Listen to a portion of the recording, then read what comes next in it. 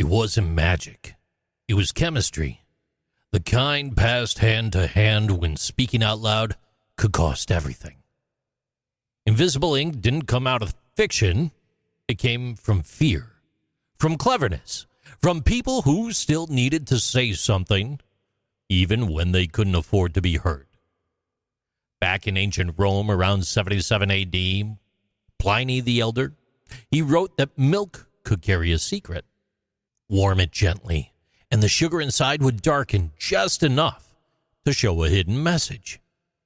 Centuries later, Jabir ibn Hayyan, a chemist working under the early Islamic caliphates, experimented with vinegar and salts.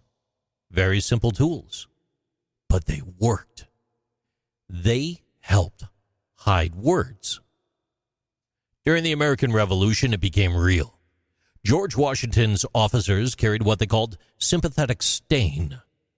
James J., brother to founding father John Jay, developed a mix using ferrous sulfate. It dried without a trace, but brushed the paper with tannic acid or potassium ferrocyanide, and the words bloomed dark. Washington personally instructed his agents to use it between the lines of plain letters.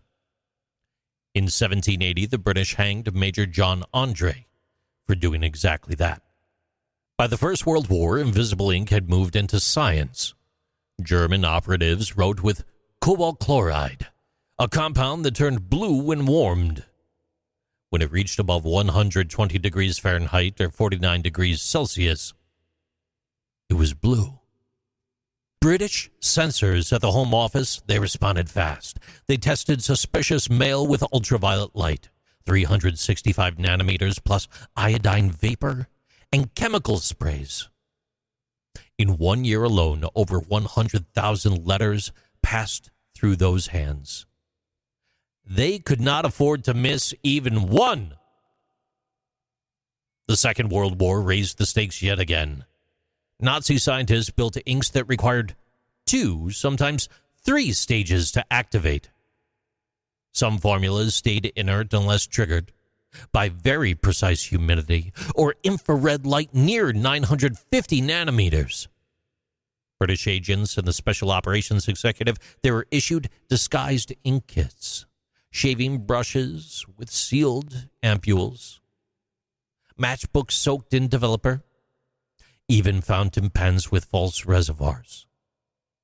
Their 1943 field guide advised never to use more than 10 milliliters per message. Too much, and the letter would crack under heat. People under occupation got creative.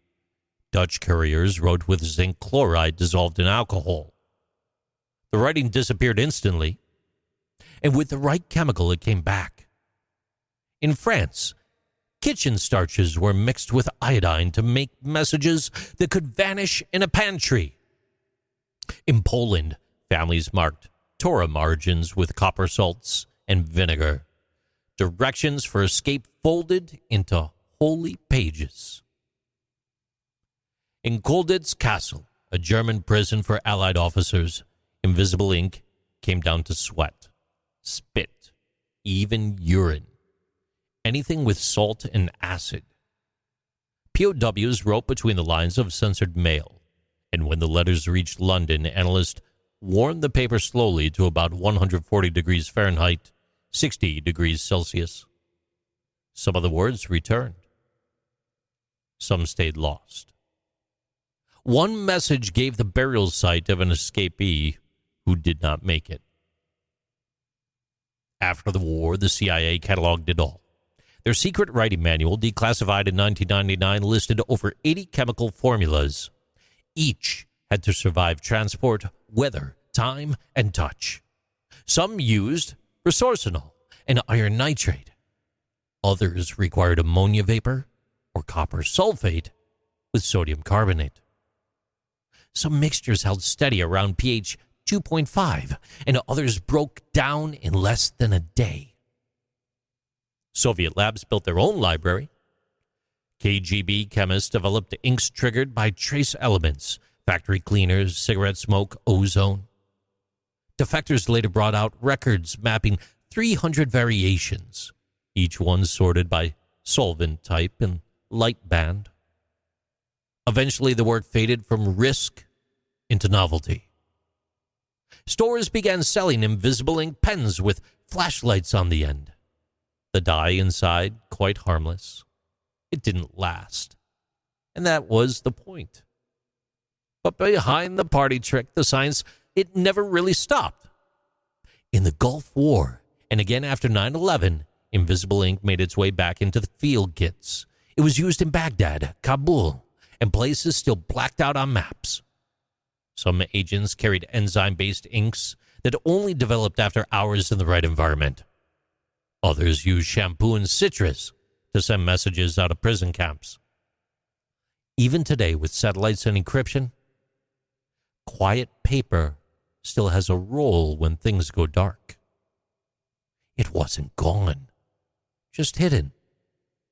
And if you knew what you were doing and what was at stake, you would find it.